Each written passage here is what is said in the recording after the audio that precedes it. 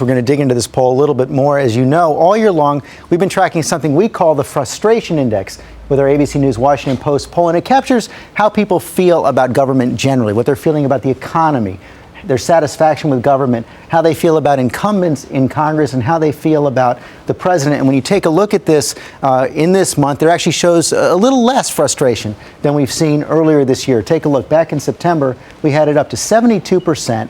Now it is at 68%, down just a bit, but those numbers are still high. They are higher than they were both in 1994 and 2006, when, of course, Congress changed hands in 1994 to the Republicans, in 2006 to the Democrats. And we're going to get a little bit more on this now with one of the leaders of the Tea Party movement, Ginni Thomas. She's a founder and CEO of the grassroots conservative group Liberty Central. She's also worked with the Labor Department and the Chamber of Commerce, and is also the wife of Supreme Court Justice Clarence Thomas. Good morning. How are you today?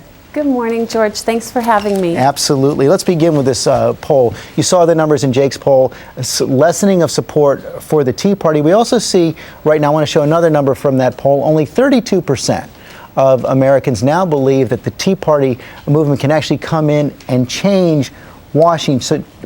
So it seems like the more exposure the Tea Party is getting, the less popular it's becoming.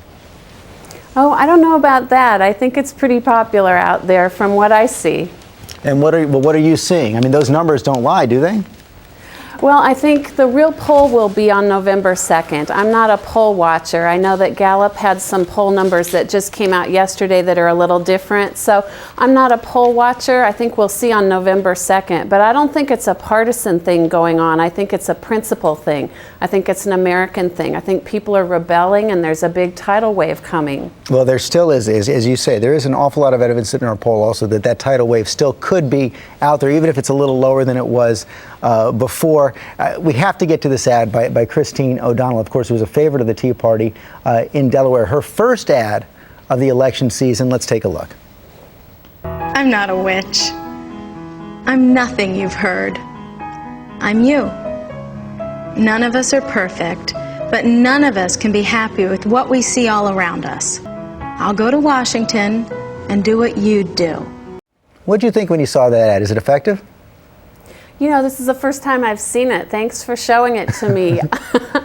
I don't know. I think they're all effective when it's genuine, authentic people coming to Washington to have change. I think that's what people are looking for. Well, that's clearly what she's trying to tap into with this whole repeating, I think, 3 times in the ad, I'm you, I'm like you. But there are a lot of Republicans and allies of the Tea Party movement who look at Christine O'Donnell in Delaware. They look at the fight between Sharon Engel, the Republican nominee, and a Tea Party candidate in Nevada. They look at Alaska, where Joe Miller, the Tea Party candidate, is now up against the Republican incumbent Lisa Murkowski in a write-in, and they worry that Tea Party candidates are actually going to cost Republican seats they otherwise would have won. What's your response to that? I think the Democrats are pretty worried about what's coming, so I'm not worried about what's coming. I love America. I think there's great people coming our way, and I think they look like Jim DeMint, some of them, and that's a great thing. You say they look like Jim DeMint. Of course, he's the Republican senator from South Carolina who seems to be putting something of a challenge up to the current Republican leader, Mitch McConnell, and arguing for a harder line against Democrats in the fall. This could end up being a recipe for more gridlock, depending on who wins in November. But if Republicans take control in November, as you have predicted, I think you've predicted 80 seats in the House and 11 seats in the Senate. That would be clear control for the Republicans in both the House and the Senate. Do you want your candidates to support Jim DeMint or Mitch McConnell for Republican leader? I think there's a big discussion coming. I think it's a referendum on the Obama agenda, and they want to stop that agenda, George. So I think how they stop it and what they choose to do once they get here will be something that probably Mitch McConnell and John Boehner will work out with the new people coming. But I think the clear focus is to stop the Obama agenda. But it's also a referendum on Republican leadership in Washington as well. Sharon Engel, for example, the candidate in Nevada, said the Republicans have lost their way, have lost their principles. Is that what you believe? I think there's no doubt that some of the problems started under President Bush, and absolutely. We started losing free enterprise, and we started bailouts and extra spending and big government. So no doubt, this is not about Republicans or Democrats. It's about restoring the founding principles of our country. Okay, Ginni Thomas, thanks very much. Thank you.